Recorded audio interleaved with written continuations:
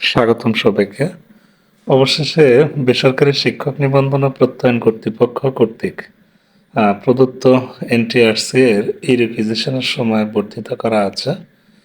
আপনারা জানেন যে 12 এপ্রিল 2026 খ্রিস্টাব্দ তারিখে ই রিকুইজিশন প্রদানের সর্বশেষ তারিখ ছিল, কিন্তু কর্তৃপক্ষ বিশেষ বিবেচনায় এই রিকুইজিশনের সময় আগামী 15 এপ্রিল 2026 খ্রিস্টাব্দ তারিখ পর্যন্ত বর্ধিত করেছে।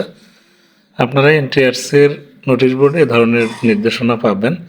অনেকেই প্রশ্ন করছিলেন যে স্যার, এই রিকুইজিশন দিয়েছি কিন্তু প্রতিষ্ঠান প্রধানের স্বাক্ষর আসছে না, তো আপনার ক্ষেত্রে এমনটা হচ্ছে কিনা। অ্যাকচুয়ালি আপনারা যারা ই রেজিস্ট্রেশন করেছিলেন, এই রেজিস্ট্রেশনের সময় যদি নির্দেশনা মোতাবেক বা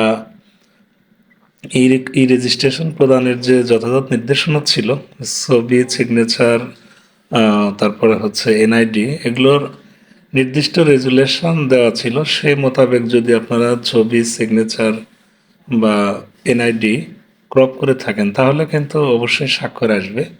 সো যারা নির্দেশনা অনুযায়ী যথাযথভাবে এই রেজিস্ট্রেশন করেছিলেন তাদের কিন্তু এখন স্বাক্ষর আসছে। আমি আমার প্রতিষ্ঠানেরটা আপনাদেরকে দেখাচ্ছি। এখানে নিচের দিকে স্ক্রল করলে আপনারা কিন্তু দেখবেন যে প্রতিষ্ঠান প্রধানের স্বাক্ষর কিন্তু এসেছে। সো আপনারা চাইলে এডিটও করতে পারবেন। যাই হোক, এবার কিন্তু নিম্ন মাধ্যমিকে ভৌত বিজ্ঞান আর মাধ্যমিক বা উচ্চ মাধ্যমিক কলেজে এই প্রতিষ্ঠানগুলোতে কিন্তু ভৌত বিজ্ঞান পদে সমন্বয় করার কথা বলা হয়েছে। অর্থাৎ ইতিপূর্বে ভৌত বিজ্ঞান পদে কোনো শিক্ষক নিয়োগ থাকলে এখন কিন্তু আপনারা সেটি সমন্বয় করে ভৌত সহকারী শিক্ষক রসায়ন বা পদার্থবিদ্যা এরকম করতে পারবেন, সমস্যা নেই। সো এবছর আমাদের প্রতিষ্ঠান থেকেও কিন্তু 3টি পদের চাহিদা দেওয়া হয়েছে: ব্যবসায় শিক্ষা, সহকারী শিক্ষক, পদার্থ, আর হচ্ছে আর্ট অ্যান্ড ক্রাফটস অর্থাৎ চারু ও কারুকলা। যাই হোক, আপনারা যেহেতু এই রিকুইজিশনের সময় বাড়ানো হয়েছে, অবশ্যই বর্ধিত সময়ের মধ্যে রিকুইজিশনের কাজটি সম্পন্ন করবেন।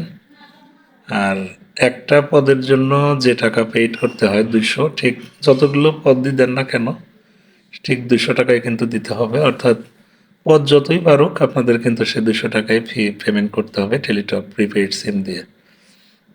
তো অনেকেই বলেন যে স্বাক্ষর আসছে না। আপনারা গুগল ক্রোম ব্রাউজার ব্যবহার করতে পারেন।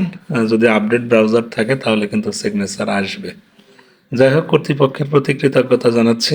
আমিও এর আগের ভিডিওতে বলেছিলাম যে আসলে সময় বাড়ানো দরকার।